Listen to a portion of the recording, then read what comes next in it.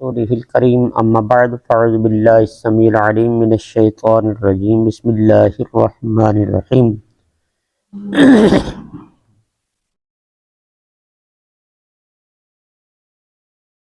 وفي ذلكم بلاء من ربكم عظيم صدق الله مولانا العظيم۔ حضرت سیدنا صدیق اکبر حضرت ابو بکر صدیق رضی اللہ تعالیٰ عنہ فرماتے ہیں، نبی پاک صلی اللہ تعالیٰ علیہ وسلم آپ پر درود پڑھنا گناہوں کو ایسے مٹاتا ہے جیسے سرد پانی آگ کو ختم کرتا ہے، اور نبی کریم صلی اللہ علیہ وسلم پر سلام پڑھنا ایک غلام آزاد کرنے سے افضل ہے۔ سبحان اللہ۔ صلی اللہ تعالی علیہ وسلم محمد وآلہ بارک وسلم۔ خالقی کائنات وحدہ لا شریک کا یہ فرمان ہے کہ بنی اسرائیل تمہارے لیے اس میں بہت بڑی آزمائش تھی تمہارے رب کی طرف سے۔ کیا یہ آزمائش کم ہے کہ قوم کے 12,000 بچے کم از کم ذبح کیے جائیں؟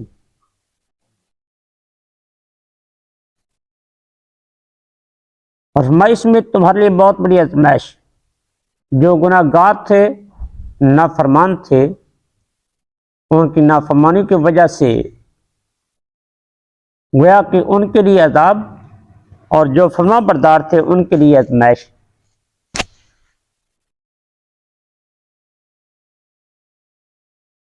رب کائنات اللہ ذو الجلال وحدہ لا شریک نے جب چاہا کہ بنی اسرائیل کے حالات بدلے تو خالق کائنات وحدہ لا شریک نے حضرت موسیٰ علیہ السلام کو پیدا فرما دیا۔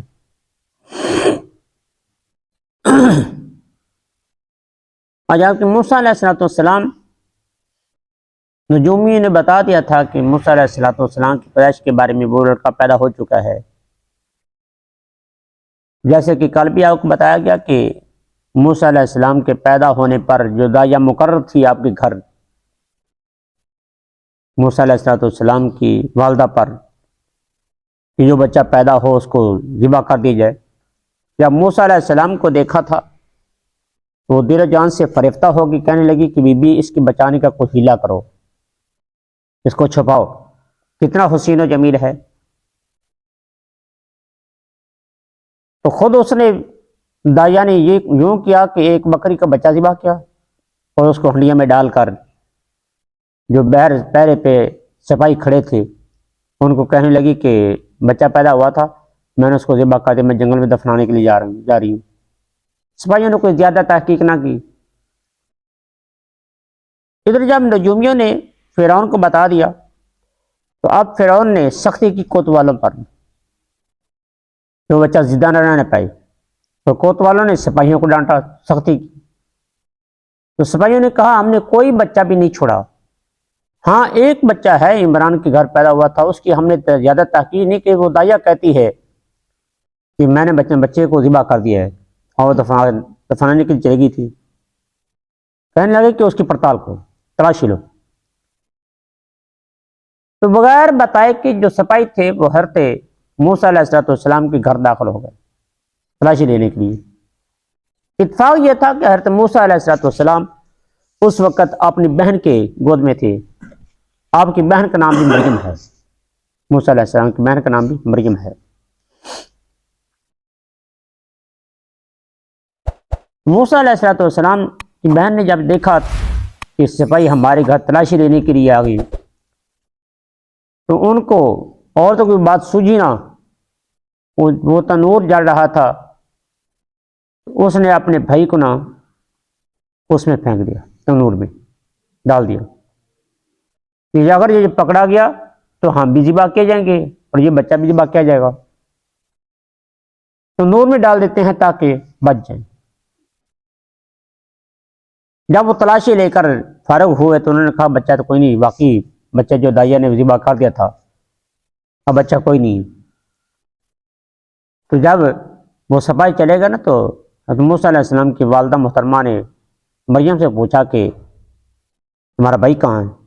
وہ کہنے لگی میں نے تو منہ میں ڈال دیا تھا ڈر کے مارے. تو ماں کی ممتا تڑپ گئی, بڑی پریشانی, فکر مند, تڑپتی ہوئی دوڑی وہ تنور کے پاس. جب دیکھا کہ تنور جو ہے وہ تو پوری تبانی سے وہ جل رہا ہے, پوری تپش کے ساتھ, لیکن موسیٰ علیہ السلام آپ کو ذرا بھی تکلیف نہیں ہوئی, آپ کا ایک بال بھی نہیں سڑا, جی ایک بال بھی نہیں جلا, بلکہ وہ آپ بدستور اسی طرح آگ میں کھیل رہے ہیں. تو حضرت موسیٰ علیہ السلام کو اٹھایا باہر نکالا. اب موسیٰ علیہ السلام کی والدہ محترمہ کو زیادہ تفتیش ہوئی کہ وہ بادا کہیں یہ بچے کو قتل نہ کر دیا جائے, تو اس کی بہتر صورت یہ ہے کہ ہم اس کو دریا سپرد کر دیتے ہیں. اب موسیٰ علیہ السلام کی والدہ محترمہ نے, ان کے گھر والوں نے ایک بڑی جو اس کام کرتا تھا جس کا نام تھا سانوم, اس کو کہا کہ ہم ایک صندوقچہ بنا دیں لکڑی کا.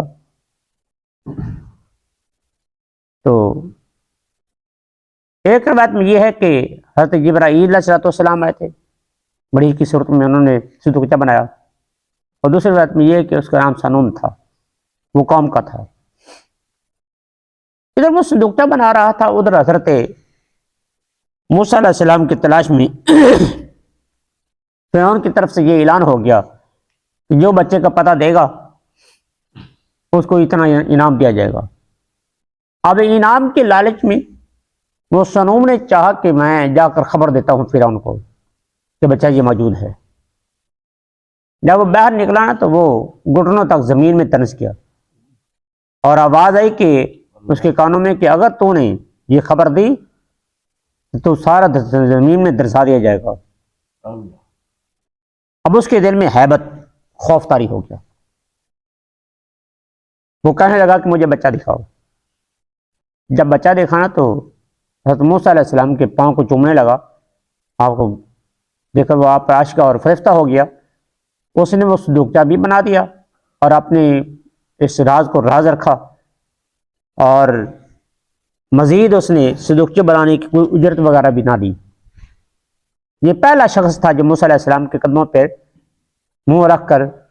سر رکھ کر وہ مسلمان ہوا تھا, موسیٰ علیہ السلام پر ایمان لایا تھا.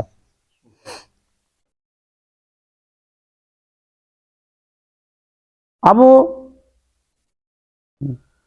دوسری روایت میں ہے کہ وہ پہلا مسلمان وہ حزقیل تھا جس نے آ کر موسیٰ علیہ السلام کو بتایا تھا کہ تمہارے خیر وہ آگے بات آتی ہے. تو حضرت موسیٰ علیہ السلام اس طرح آپ کی والدہ محترمہ نے آپ کو وہ روئی وغیرہ رکھ کر, ململ کا کپڑا رکھ کر اوپر موسیٰ علیہ السلام کو لٹایا اور صندوقچے کو بند کر کے تالا لگا کر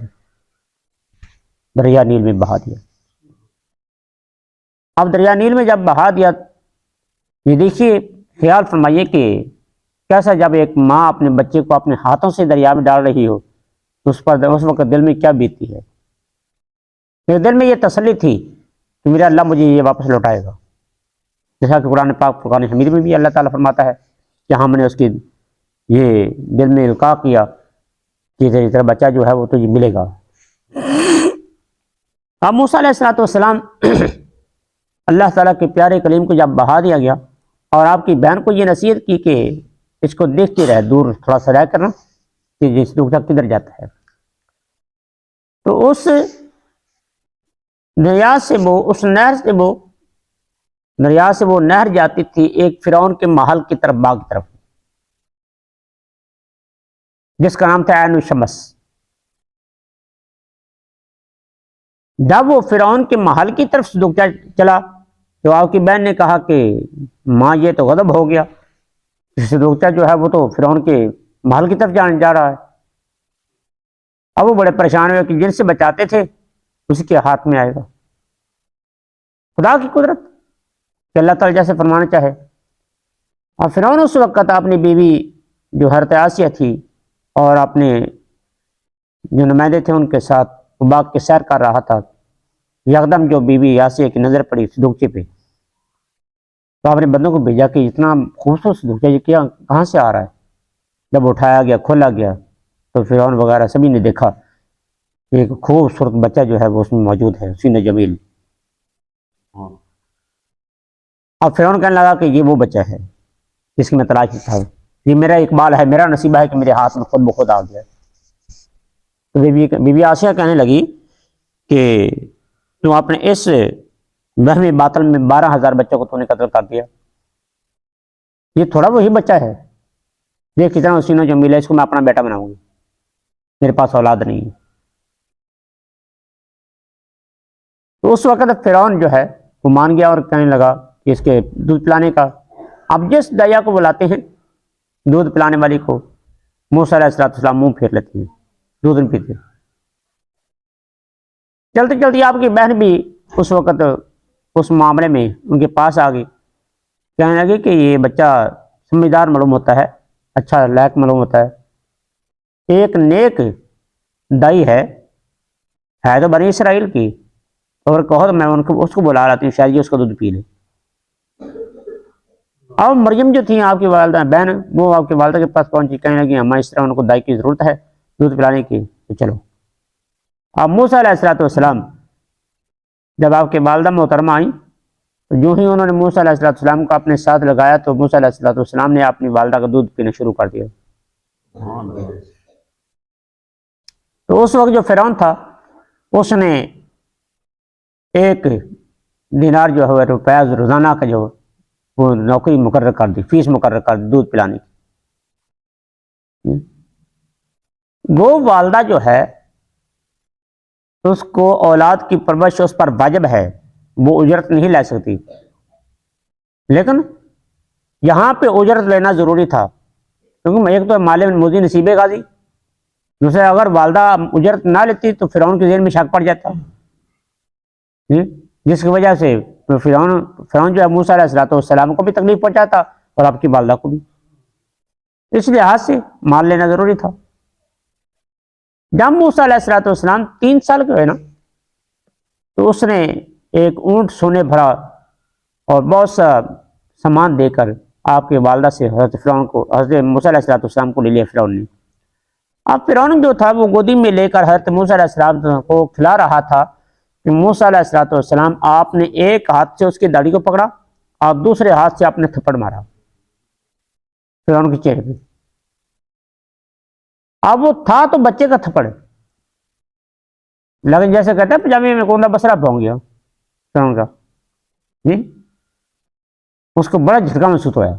کہنے لگا دیکھو تم نے یہ بچہ کیسی حرکتیں کرتا ہے۔ تو جو آسیہ تھی بی بی وہ کہنے لگی کہ یہ بچوں کے ایسے کام ہوتا ہے، بچے پکڑ لیتے ہیں داڑھی کو،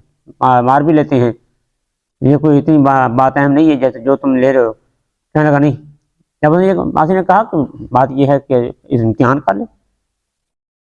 یہ بچے تو ایسے ہوتے ہیں کہ آگ کو بھی پکڑ لیتے ہیں۔ انہوں نے کہا یہ کیسے ہے؟ ایک تو اس نے منگوایا سونے کا، دوسرے تو اس میں تھال میں آگ رکھی اور موسیٰ علیہ السلام کو چھوڑا کس طرف جاتے ہیں، تو موسیٰ علیہ السلام دوڑے سونے کی طرف، تو حضرت جبرائیل علیہ السلام آپ نے فوراً آپ کا رخ جو تھا وہ انگاروں کی طرف کر دیا، اور موسیٰ علیہ السلام نے انگارہ بڑا سا اٹھایا اور اپنے منہ میں ڈال لیا، جس کی وجہ سے آپ کی زبان میں لکنت جاری ہوگی، جو کہ بعد آپ کی زبان میں وہ لکنت تھی جس کی وجہ سے پوری طور پر بات سمجھ نہیں آتی تھی، جس لیے آپ نے اللہ کی بارگاہ میں دعا میں مانگی نا کہ رب اشرح لی صدری ویسر لی امری واحلل عقدۃ من لسانی یفقہوا قولی، یہ دعا مانگی تھی۔ تو حضرت موسیٰ علیہ السلام جب آپ کی جس طرح زبان جلی تو فوراً انگارہ نکالا گیا، اور فرعون جو تھا وہ دیکھتا تھا کہ موسیٰ علیہ السلام آپ نے ایک دفعہ مرغے سے تسبیح کروائی اور ایک دفعہ آپ نے مرغے کو زندہ کیا، مرے مرغے کو، تو اس طرح موسیٰ علیہ السلام کی ہیبت اس فرعون کے دل میں بیٹھ گئی، اور وہ موسیٰ علیہ السلام کو کچھ نہ کہہ سکا۔ موسیٰ علیہ السلام جب 22 سال کے ہوئے نا تو اس وقت آپ کا جو رجحان تھا وہ اکثر بنی اسرائیل کی طرف تھا، کیونکہ تھے بنی اسرائیل کے، خون جو کھینچتا تو ہے نا اپنی نسل کی طرف، تو اب موسیٰ علیہ السلام آپ نے بنی اسرائیلیوں سے پوچھا کہ تمہاری یہ حالت ذلت کی کب سے ہے؟ وہ کہنے لگے کافی دیر سے ہماری یہ ذلت ہم پر مسلط ہے، یہ فرعونی جو ہیں ہمیں تنگ کرتے ہیں، قبطی ہمیں ستاتے ہیں۔ ایک دفعہ ایسا ہوا کہ موسیٰ علیہ السلام آپ کسی کام کے لیے جا رہے تھے کہ ایک فرعونی قبطی اور ایک بنی اسرائیل جو ہے اس کا فرد ہے۔ وہ قبطی جو تھا وہ اسرائیلی کو کہہ رہا تھا کہ لکڑیاں اٹھا، اب اس سے لکڑیاں اٹھائی نہیں جا رہی تھی،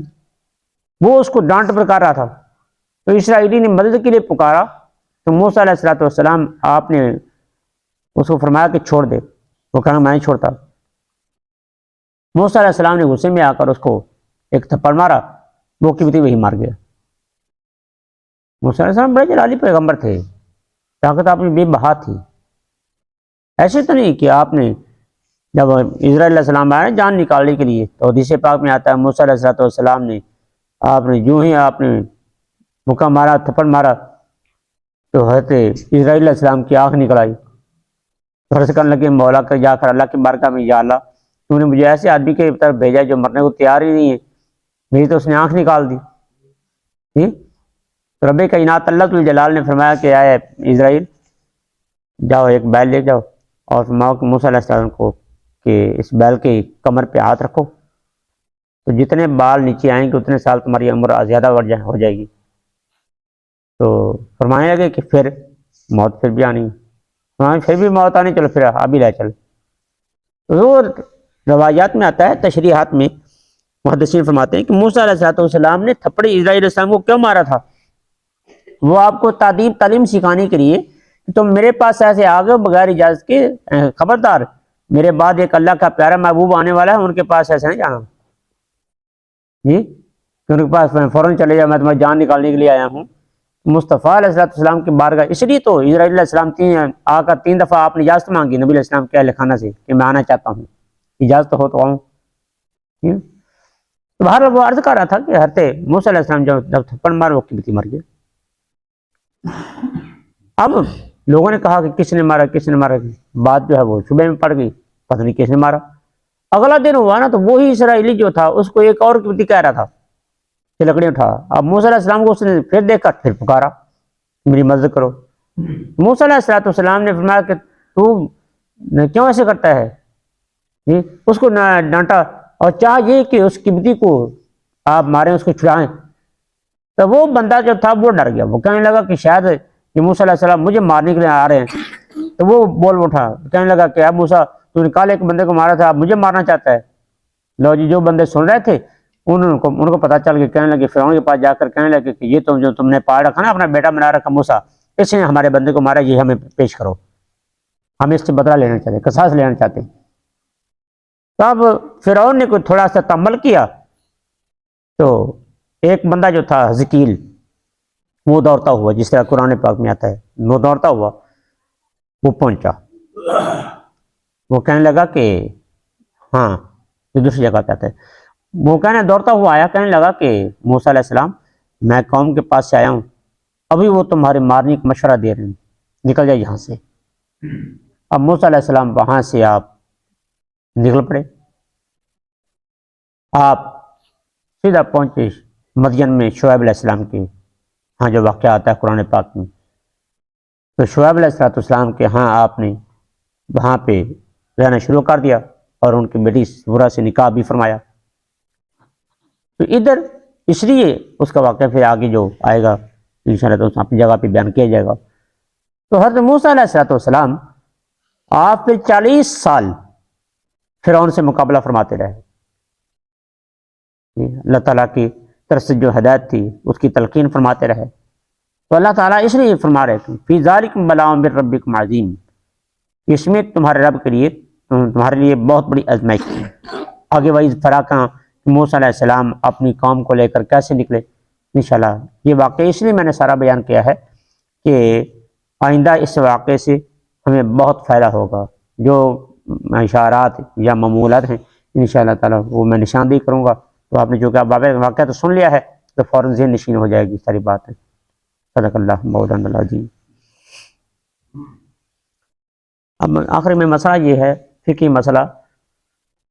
کہ شام کو بتایا تھا کہ وضو